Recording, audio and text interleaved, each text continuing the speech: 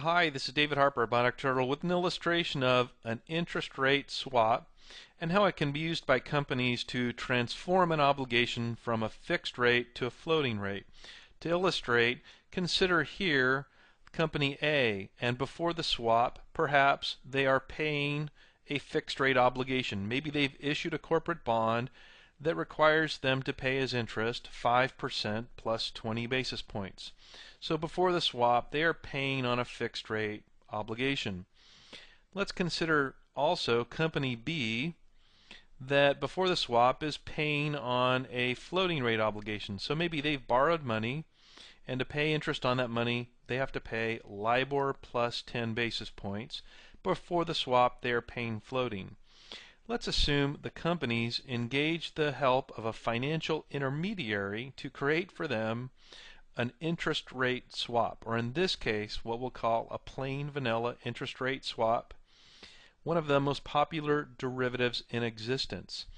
And the swap means that if we go back to company A, let's assume they are going to be what's called the floating rate payer in the swap.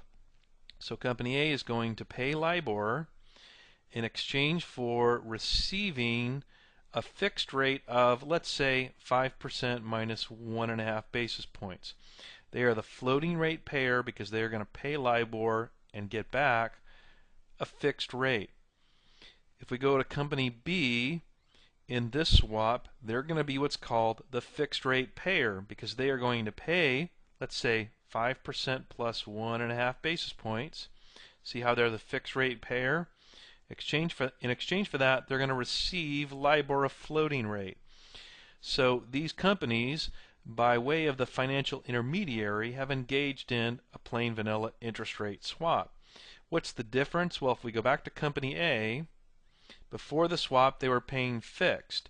Now you can see in the swap they are receiving the fixed rate, which almost entirely matches their obligation. The only difference is the 20 plus 1.5 or 21.5 basis points.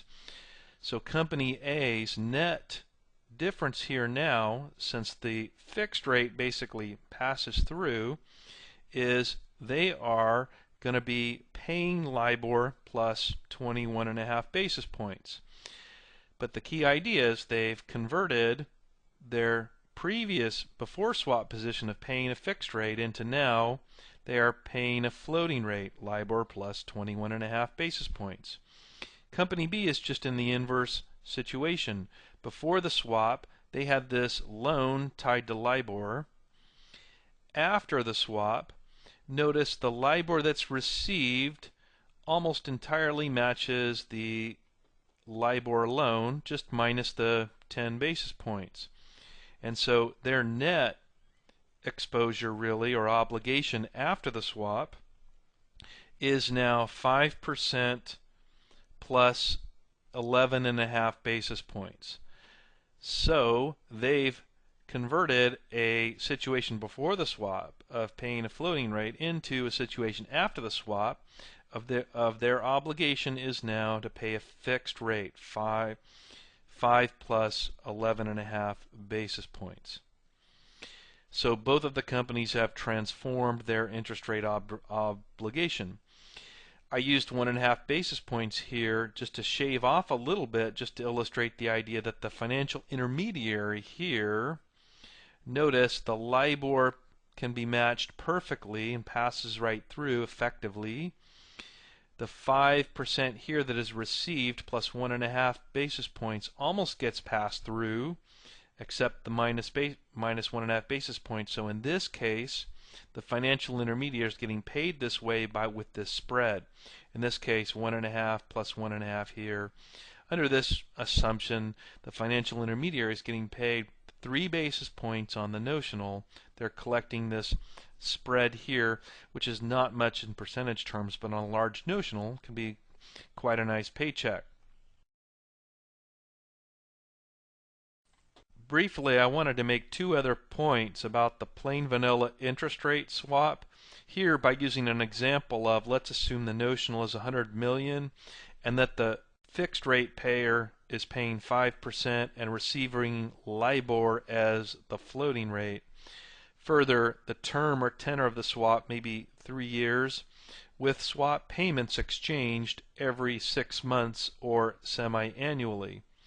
So the first point is that in the case of this plain vanilla interest rate swap, unlike, say, a currency swap, there's no need for the counterparties to exchange the notional principal because they're both denominated in dollars. They would just be giving each other $100 at the $100 million at the beginning, and at the end that notional nets itself out.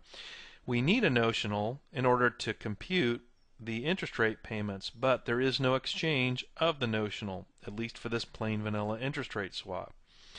And the second point is that if we think about the inception of the swap, the floating rate payment that's going to apply in this case is a 6-month LIBOR.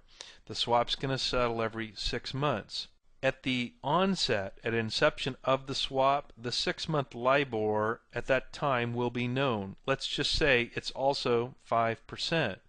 If we go forward 6 months to the first settlement, the floating rate is going to be that 5%, that 6-month LIBOR that was known when we created the swap. So the first floating rate payment is known at swap inception. Then as we go forward another year, this time to the second period or second swap of cash flows, that won't be known at inception, but that again will look back to the 6-month LIBOR that applied at the beginning of that 6-month period. So those are the 2 points I wanted to make about the plain vanilla interest rate swap. This is David Harper of the Bionic Turtle. Thanks for your time.